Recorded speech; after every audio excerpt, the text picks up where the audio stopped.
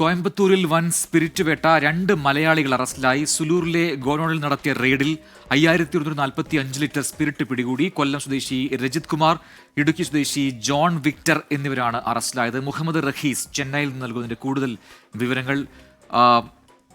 റഹീസ്, ഒരു വലിയ അളവിലുള്ള സ്പിരിറ്റാണ് ഇപ്പോൾ പിടിച്ചിരിക്കുന്നത്. 5000 ലിറ്ററിന് മുകളിലുണ്ട് എന്ന് പറയുമ്പോൾ അത് വലിയ ക്വാണ്ടിറ്റിയാണ്. എന്താണ് ഈ ഗോഡൌണൊക്കെ എവിടെയാണ്, ഏതിന്റെ അടിസ്ഥാനത്തിലായിരുന്നു ഈ റെയ്ഡ്? പ്രജിൻ, കഴിഞ്ഞ കുറെ നാളുകളായി ഇത്തരത്തിൽ കോയമ്പത്തൂരിലെ സൂലൂരിലെ ഗോഡൌണിൽ നിന്ന് കേരളത്തിലേക്ക് സ്പിരിറ്റ് കടത്തുന്നുണ്ട് എന്നുള്ളൊരു വിവരം ലഭിച്ചതിനെ തുടർന്നാണ് കോയമ്പത്തൂർ പോലീസ് ഇന്ന് ഉച്ചയ്ക്ക് ശേഷം ഇവിടെ പരിശോധന നടത്തിയത്. പരിശോധന നടത്തുമ്പോൾ അവിടെ നിന്നും 5145 ലിറ്റർ സ്പിരിറ്റാണ് പിടികൂടിയിരിക്കുന്നത്. ഒപ്പം 3 പേരെ കൂടി പോലീസ് കസ്റ്റഡിയിൽ എടുത്തിട്ടുണ്ട്. ഇതിൽ 2 പേർ മലയാളികളാണ്. കൊല്ലം സ്വദേശി രജിത് കുമാർ, ഒപ്പം തന്നെ ഇടുക്കി സ്വദേശി ജോൺ വിക്ടർ.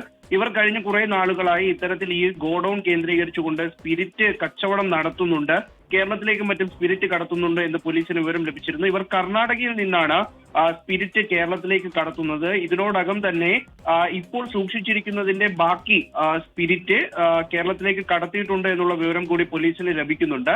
മാത്രമല്ല, ഇതിന് കോയമ്പത്തൂർ സ്വദേശി പ്രഭാകരനാണ് ഇത്തരത്തിൽ ഇവർക്ക് ഈ സ്ഥലം ഏർപ്പാട് ചെയ്ത് കൊടുത്തിരിക്കുന്നത്.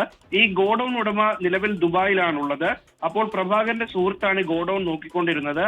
അവരും ഒപ്പം തന്നെ ഈ രജിത് കുമാറും ജോൺ വിക്ടറുമായുള്ള ബന്ധത്തിന്റെ പുറത്ത് ഈ ഗോഡൌൺ ഒരു താവളമാക്കി അവിടെ നിന്നും കേരളത്തിലേക്ക് സ്പിരിറ്റ് കടത്തുക എന്നുള്ളതായിരുന്നു ഇവരുടെ ലക്ഷ്യം. നിലവിൽ ഈ കേസിൽ കുറെ കൂടി മലയാളികൾ ഉൾപ്പെട്ടിട്ടുണ്ട് എന്നുള്ള വിവരം പോലീസിൽ നിന്ന് ലഭിക്കുന്നുണ്ട്. ഇവർക്ക് കൃത്യമായ ഒരു ശൃംഖലയുണ്ട്. ഒപ്പം തന്നെ കേരളത്തിന്റെ വിവിധ ഇടങ്ങളിലേക്ക് ഇത് ഡിസ്ട്രിബ്യൂട്ട് ചെയ്യാനുള്ള ആളുകളും മറ്റും ഈ ഒരു ഗോഡൌണിൽ വന്നു പോയിരുന്നു എന്നുള്ള വിവരം കൂടി പോലീസ് ഇപ്പോൾ പങ്കുവെക്കുന്നുണ്ട്. എന്തായാലും കൂടുതൽ പേരെ കുരുക്കാനുള്ള ഒരു ശ്രമത്തിലാണ് പോലീസ് ഇപ്പോൾ ഉള്ളത്. പ്രജിൻ, മുഹമ്മദ് റഹീസാണ് ചെന്നൈയിൽ നിന്ന് വിശദാംശങ്ങൾ നൽകിയത്.